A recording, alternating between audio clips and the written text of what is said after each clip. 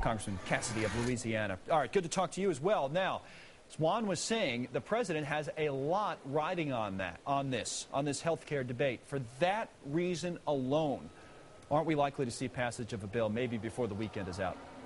Well, we may see passage of the bill, but on the other hand, what is riding is the president's credibility that he was going to have a bill that controlled cost, a transparent process, and he's going to represent the American people. On all three, this fails. I actually think for the short-term political gain, there's going to be a far greater sacrifice. The bill doesn't control cost. The American people understand it. The president and his party will pay. But as we talked about, there's a calculus being made, or maybe it's speculation to say this, but a calculus may be being made that by 2012, when the president runs for re-election, all that could very well be forgotten about. You may have seen his interview on Fox News last night with Bret Baier. He didn't want to talk at all about process. Seems to think that if this passes, the only thing people are going to remember is that the bill passed and he was the president that reformed health care, right? For the first 4 years, they raise revenue and have minimal services. The number of people affected by the reforms, which, by the way, the Republicans proposed, those are bipartisan issues, and they gathered in and said these are good ideas. Right. But the first 4 years is nothing but revenue.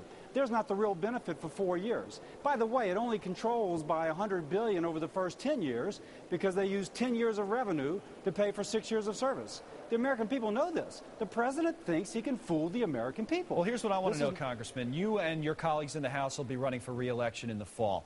Every 2 years you have to do that. What does a Republican campaign for re-election sound like this fall? Do you run on repealing this? Do you run on new ideas? You know, is it something different just based on spending? What does the Republican election campaign sound like? What's the argument? I cannot speak for all Republicans. I can speak as a doctor who's been taking care of the uninsured for the last 20 years. I will run to say that I want reform, but I want reform that controls cost, because only by controlling cost can you broaden access to quality care. Since the president's plan increases cost, it is going to ultimately sacrifice either access or quality. We see that now in Massachusetts. We see it in other states across the nation. The president is not representing the wisdom or the will of the American people. All right, Congressman and Dr. Cassidy, good perspective on all this, of course, with your experience. Thank you very much for joining us. We appreciate it. Thank you very much, Colonel. All right, the big bank's not the